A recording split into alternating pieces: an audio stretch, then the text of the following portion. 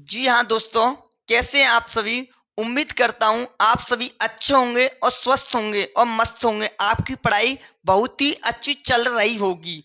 तो आज का जो क्लास है मोस्ट इम्पोर्टेंट, आपकी जो सीरीज चल रही है उसका मैंने आपको बताया था वैद्युत द्विध्रुव के कारण वैद्युत क्षेत्र की अच्छी स्थिति में वैद्युत क्षेत्र की तीव्रता कैसे निकालते हैं, उसका डेरिवेशन कल कराया था। सॉरी, आज कराऊंगा। वैद्युत द्विध्रुव के कारण वैद्युत द्विध्रुव के कारण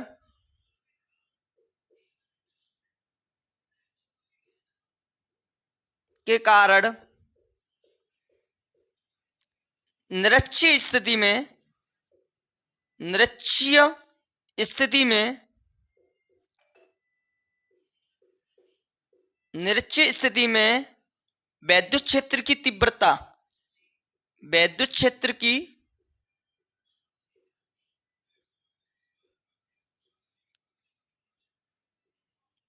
तीव्रता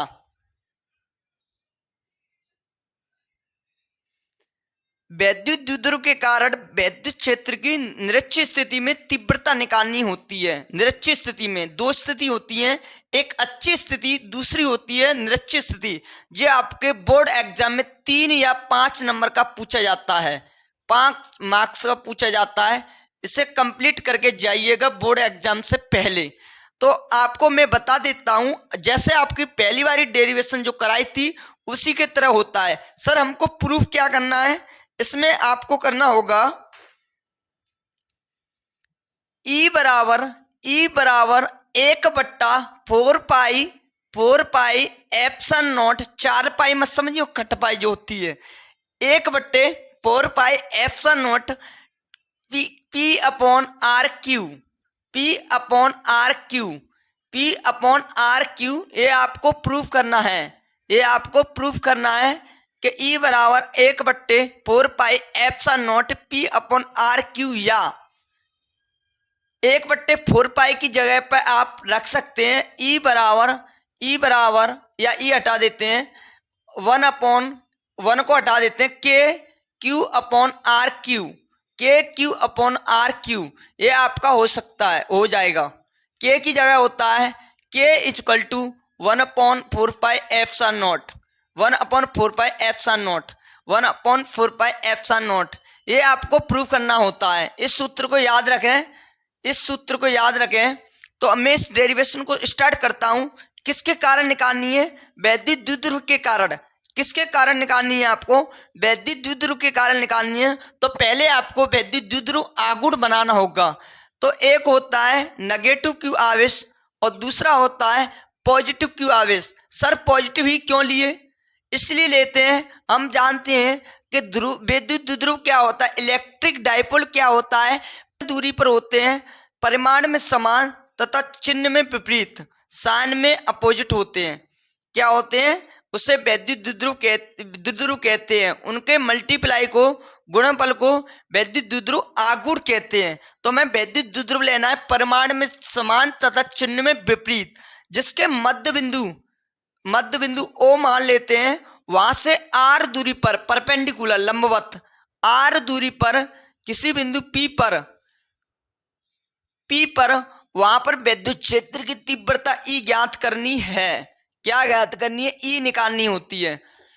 द्वारा देख लेते हैं इसकी डेरिवेशन को। माना फलाना करके आप लिख लेना, क्योंकि आप चित्र के अकॉर्डिंग ही लिखना है सब कुछ। के चिन्ह में समान, परिमाण में समान तथा चिन्ह में विपरीत एक दूसरे से 2l दूरी पर स्थित हैं, जिसके मध्य बिंदु O से R दूरी पर, कहां पर? मध्य बिंदु से R दूरी पर एक बिंदु P लिया जाता है, या मान लिया जाता है, बात एक ही है, मान लिया जाता है। वहां पर विद्युत क्षेत्र की तीव्रता E ज्ञात करनी है। यहां से यहां तक की अगर डिस्टेंस देखी जाए और यहां से यहां तक की डिस्टेंस सेम होती है। देखिए, इस नेगेटिव क्यू आवेश के कारण विद्युत क्षेत्र होता है नेगेटिव क्यू आवेश की ओर होता है E1, और इस पॉजिटिव क्यू आवेश के कारण विद्युत क्षेत्र इससे दूर होता है। कहाँ जाता है, इससे दूर जाता है E2। और आपने क्लास 11th में चाहे पढ़ा होगा चाहे नहीं पढ़ा होगा, मैं आपको बता देता हूं कि जब भी किसी ऑब्जेक्ट को थीटा एंगल के साथ भेजा जाता है या प्रोजेक्शन किया जाता है, प्रक्षेप किया जाता है, तो उसके दो घटक होते हैं, कंपोनेंट होते हैं। क्या होते हैं? दो घटक होते हैं। एक होता है आपका, यहां पर मान लेते हैं, जो ई मान लेता हूं, इसके अकॉर्डिंग ई होता है। तो यानी दो कंपोनेंट यानी दो घटक होते हैं, एक होता है साइन थीटा और दूसरा होता है कोस थीटा। जिसके साथ थीटा एंगल होता है उसके साथ कोस आता है, और जिसके साथ थीटा नहीं होता है उसके साथ साइन आता है। जैसे मान लेते हैं ई कोस थीटा, जिसके साथ थीटा, मैंने मान लिया इसके साथ थीटा, तो ई कोस थीटा, और इसके साथ नहीं है तो इसके साथ ई साइन थीटा। अगर मैं इसको ऐसे कर देता, इसके साथ में अगर थीटा कर देता, तो ए होता ई कोस थीटा और ए आपका होता ई साइन थीटा। ये आपका ई साइन थीटा। जिसके साथ थीटा उसके साथ कोस थीटा, जिसके साथ थीटा नहीं उसके साथ साइन थीटा। कोस थीटा आएगा जिसके साथ थीटा हो। तो इसके दो घटक होते हैं। तो मैंने मान लिया इसके साथ ये दूर की ओर जा रहा है, इसका एंगल बनता है, तो ये आता है साइन थीटा। और इसके जो लंबवत है, हॉरिजॉन्टल है, क्षैतिज है, क्या है? क्षैतिज है। और ये आपके ऊर्ध्वाधर है, परपेंडिकुलर है, और ये आपके क्षैतिज है। क्षैतिज डायरेक्शन में आता है ई कोस थीटा। ई कोस थीटा क्या है? ई कोस थीटा। E1 ई कोस थीटा। इसके लिए तो 2 है, 2 माना है, तो मैंने 2 कोस थीटा, E2 कोस थीटा। अब आते की और E1 कोस थीटा। E1 देखिए इधर आएगा sine theta, E1 sine theta, इसका कंपोनेंट है ये। और इसकी तरफ द्वारा एक इसका हुआ और दूसरा इसका हुआ, तो E1 cos theta. E1 cos theta दोनों सेम डायरेक्शन में। E1 कोस थीटा भी इधर ही होता है और E1 कोस थीटा भी इधर ही होता है। इसलिए ये दोनों जोड़े जाते हैं। किस लिए जोड़े जाते हैं? क्योंकि दोनों की सेम डायरेक्शन होती है। एक आपका इधर आता है, एक इधर जाता है, E2 sine theta, E2 sine theta, E2 sine theta, और ये आता है E1 साइन थीटा।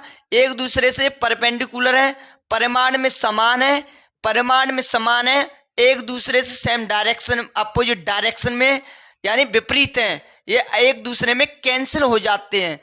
E2 कोस साइन थीटा और E1 साइन थीटा परिमाण में समान है, चिन्ह में विपरीत है, इसलिए एक दूसरे से निरस्त हो जाते हैं। जबकि ये दोनों component E1 cos theta, E2 cos theta same दिशा में, समान दिशा में, इसलिए दोनों को जोड़ देते हैं। तो हम लिख सकते हैं माना फलाना।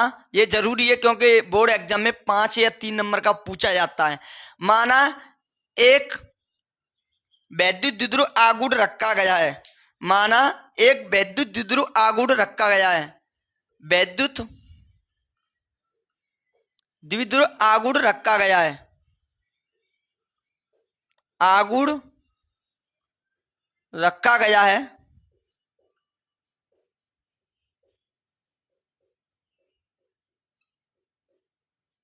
जिसके मध्य बिंदु से, देखो आप इसी डायग्राम से ही इसको लिख सकते हैं, क्योंकि वैद्युत द्विध्रुव आगुड़ रखा गया है। यहां से यहां तक की जो डिस्टेंस होगी वो आपकी L होगी। क्या होगी सर?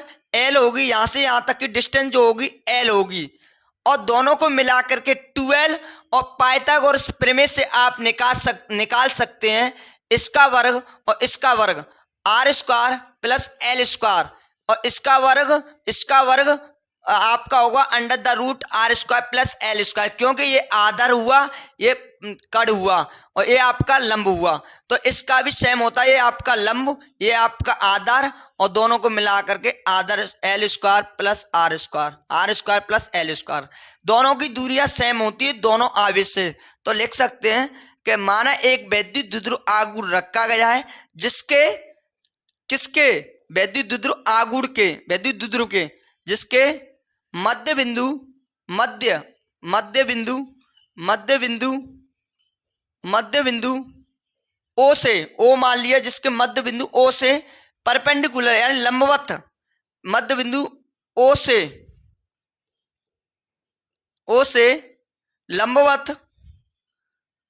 लंबवत आर दूरी पर, आर दूरी पर एक बिंदु P लिया गया है। सेम उसी के तरीके से लिख सकते हैं, लिया गया है, माना लिख लेना नहीं, जहां पर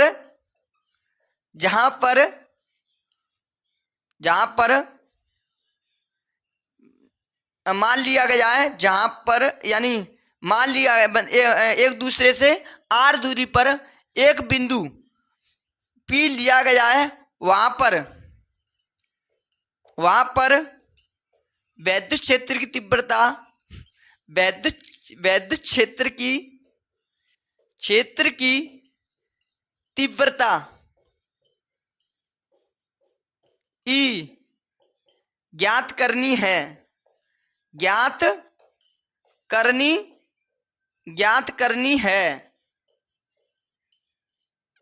करनी है। आप यहां तक लिख सकते हैं अपनी नोटबुक में, और आपका रिवीजन हो रहा है इसके माध्यम से। देखें, अब इसमें द्वारा देख लेते हैं। एक वैद्युत द्विध्रुव आघूर्ण को रखा गया है जिसके मध्य बिंदु O से R दूरी पर एक बिंदु P मान लिया जाता है, जहां पर वैद्युत क्षेत्र की तीव्रता E ज्ञात करनी है। तो इसके बाद नेगेटिव Q आवेश के कारण वैद्युत क्षेत्र की तीव्रता E पर, नेगेटिव Q आवेश के कारण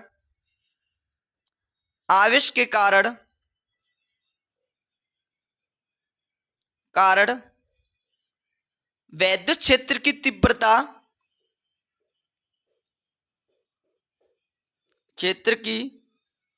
तीव्रता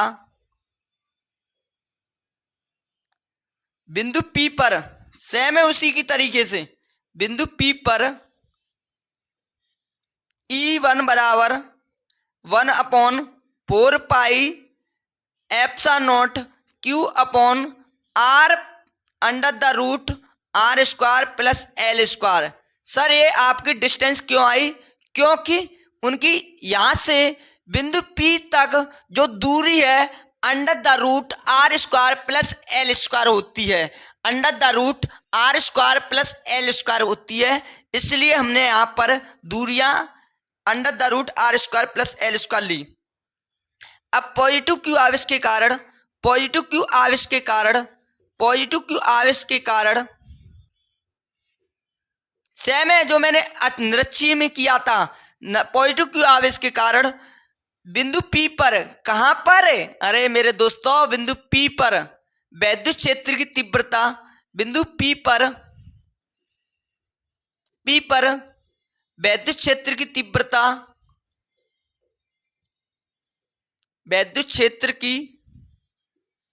तीव्रता E2 बराबर, सर E1 E2 क्यों मानते हैं? इसलिए मानते हैं क्योंकि अलग अलग तीव्रता होती है, तो इसलिए उन्हें अलग अलग नाम देना होता है। जैसे किसी क्लास में एक ही नाम के दो बंदे होते हैं, उन्हें फर्स्ट एंड सेकंड बोला जाता है, यानी दो नाम के बंदे होते हैं तो यानी फर्स्ट सेकंड। ऐसे ही E2 बराबर 1/4 pi epsilon naught Q upon R under the root R square plus L square, under the root R square plus L square का होल स्क्वायर। यहां तक आपके समझ में आई होगी, उम्मीद करता हूं। यहां तक आप नोट कर सकते हैं, यहां तक नोट कर लीजिए। इससे आगे मैं आपको अभी बता रहा हूं, क्योंकि यहां तक समझ लीजिए और याद कर लीजिए, मतलब आप अपनी नोटबुक में लिख लीजिए।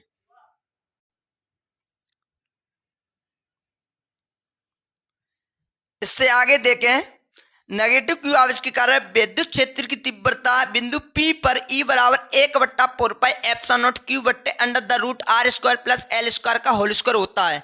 ऐसे ही पॉजिटिव क्यू आवेश के कारण बिंदु P पर वैद्युत क्षेत्र की तीव्रता E2 बराबर 1/4πε0 Q upon under the root R square plus L square का होल स्क्वायर होता है।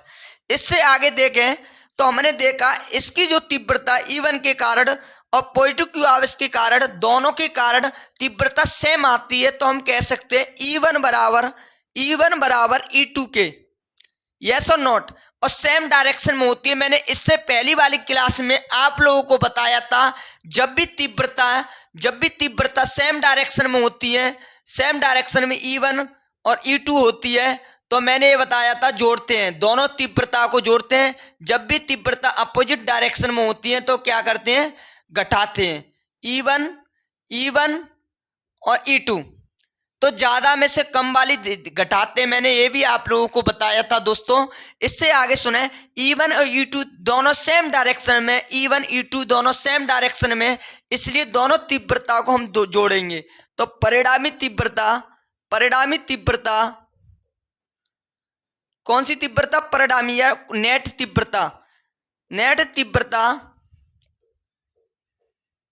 E बराबर E1 प्लस E2 के, इसलिए हम जोड़ेंगे क्योंकि सेम डायरेक्शन में, इसलिए तो E बराबर, दोनों इधर ही है और इसमें देखी जाए तो दोनों सेम है ना, तो हम कह सकते हैं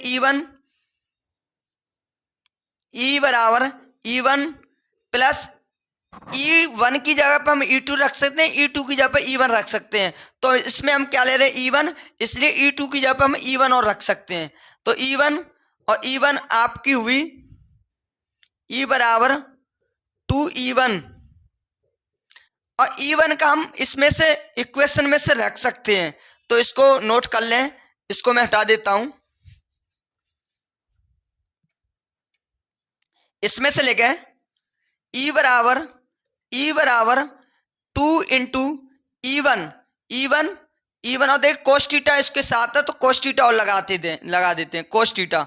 तो E1 कोस थीटा, तो E1 की वैल्यू हम रख सकते हैं उसी सूत्र से, या इससे रख लीजिए 1/4πε0 Q बट्टे R स्क्वायर। देखिए इस अंडर रूट से ये हट जाता है, तो अंडर द रूट से स्क्वायर कट गया, तो R square plus L square, R square plus L square, R square plus L square. इससे आगे करें,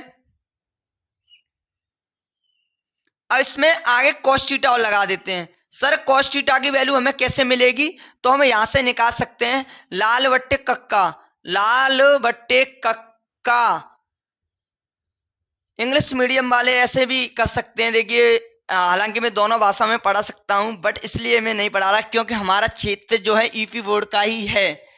हमारे यहाँ हिंदी मीडियम के ज़्यादा स्टूडेंट होते हैं, गरीब बच्चे होते हैं, तो उन बच्चों के लिए मैं ध्यान में रखता हुआ आदर बट्टे कड़, यानी हम कह सकते हैं परपेंडिकुलर हाइपोटेनियस और बेस। परपेंडिकुलर हाइपोटेनियस बेस मैं इंग्लिश में इसलिए नहीं पढ़ाना चाहता, आगे चल करके मैं आपको दोनों भाषाओं में पढ़ाऊंगा। पहले हम इसी तरीके से हम आपको इस साल पढ़ा देते हैं। तो आदर बट्टे कड़, तो हम cos थीटा की वैल्यू निकालेंगे, cos थीटा बराबर आदर बट्टे कड़। आदर आपका लंबाई बट्टे जे आपका under the root R square plus L square. cos theta की जगह पे इसको रख देते हैं, तो 2 into 1/4πε0 Q upon under root हटेगा प्लस R स्क्वायर, इसमें अंडर रूट है नहीं है ना। cos थीटा की वैल्यू रखेंगे यहाँ से, तो L बट्टे under the root R square plus L square, R square plus L square, R square plus L square. यहां तक आप नोट कर लीजिए। इससे आगे चलें तो आप कर सकते हैं E बराबर देखिए आपका होता है P बराबर Q इंटू 2L होता है। क्यों हम P निकालते हैं, क्योंकि हमें किसके कारण निकाला है, वैद्युत द्विध्रुव के कारण निकाला है, इसलिए हमें ये सूत्र वैद्युत द्विध्रुव के रूप में ही करना होता है। तो हम जानते हैं 1/4πε0 क्यू अपॉन क्यू इंटू 12, देख लीजिए क्यू इंटू 2 आपका ये रहा, क्यू इंटू 12, क्यू इंटू 12 जो आपका बन जाता है वैद्युत द्विध्रुव आगुड़। तो P बन जाता मैं, तो P अपॉन सर आप इधर देखिए R square R1 R plus L की घात 1 और अंडर द रूट इसका पावर होता R, देखिए स्क्वायर लग रहा है, स्क्वायर लगा दीजिए, R square plus L square की पावर 1/2। सर एक पावर आपकी ये रही और एक आधी पावर ए रहा, 1/1 प्लस 1/2 करेंगे तो आपका आंसर आएगा 3/2। कितना आएगा? 3/2। तो इसलिए हम कर देते हैं E बराबर परिणामी तीव्रता 1/4 pi epsilon naught P upon इसकी पावर हो जाएगी R square plus L square की पावर 3/2। कितनी हो जाएगी? 3/2। हम रख सकते हैं R square is very very greater than L square. R square के सापेक्ष L स्क्वायर को नगण्य मानने पर, नगण्य का मतलब होता है जीरो, नगण्य का मतलब होता है जीरो, तो हमें उसके सापेक्ष नगण्य मानना होता है। इससे आगे चलते हैं, हटा देता हूं।